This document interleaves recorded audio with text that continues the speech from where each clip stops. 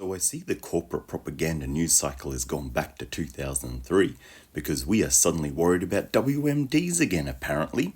I remember this one, kids, buckle up, because last time we did this, we saw nearly 5 million people get killed from Afghanistan to Syria in the name of freedom and democracy because everyone immediately stopped talking about weapons of mass destruction about 20 minutes after the invasion began. But okay, I'll pretend I don't remember the disastrous 20-year-long wars that came to define my entire political outlook, and I'll just play devil's advocate here. So why do we suddenly care about weapons of mass destruction again?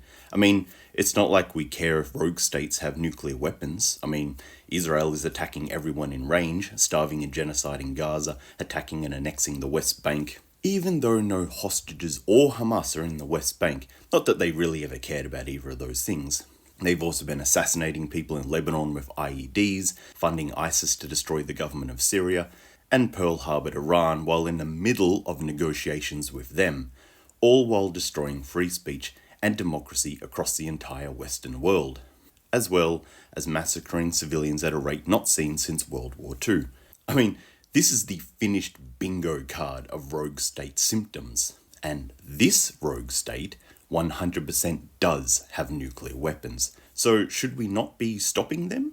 I mean, they even have the Samson option, which, for those who don't know, is an Izzy doctrine that says if the existence of Israel is ever threatened, then they will use nukes against the capital cities of everyone across the globe, including its allies. The point being that if Izzy goes down, so does everyone else as well, and that's their incentive to keep protecting Israel. Yeah, totally cool, not rogue state stuff at all. Anyway, apparently we're supposed to ignore all of that and hate Iran because USA says so? Really?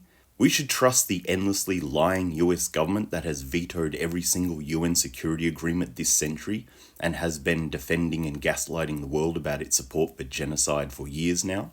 And this is the government whose word we're supposed to trust? The single biggest violator of international law and the biggest human rights abuser of all time? Who ignores every single UN resolution and has dropped more bombs than every other country in history combined? We're going to listen to them about who is a threat to global peace, the country that has destroyed, couped and overthrown more democratically elected governments than any other actor in history? We are going to be lectured to about who they say is a rogue state. Yeah? Okay, so we're going to say Iran is a threat and we're just going to pretend that's cool and normal. All right, let's go along with this still. Well, let's look at what Iran has been doing then, shall we? That has warranted them earning the rogue state status. I mean, the last time Iran actually went and started a war was 1722. Since then, Iran has been invaded by Britain, had a puppet government installed by the US and the UK, had a revolution to get rid of the US puppet state. They were attacked by Iraq, again because the US and UK put a puppet government under Saddam Hussein to make them do that.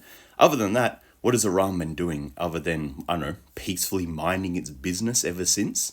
Worth juxtapositioning this against what Israel has been doing the entire time, which is committing endless human rights crimes since 1947 and has spent decades trying to get everyone to go to war with Iran.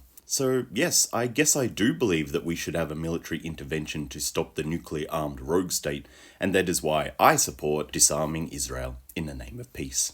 Anyway, something to think about.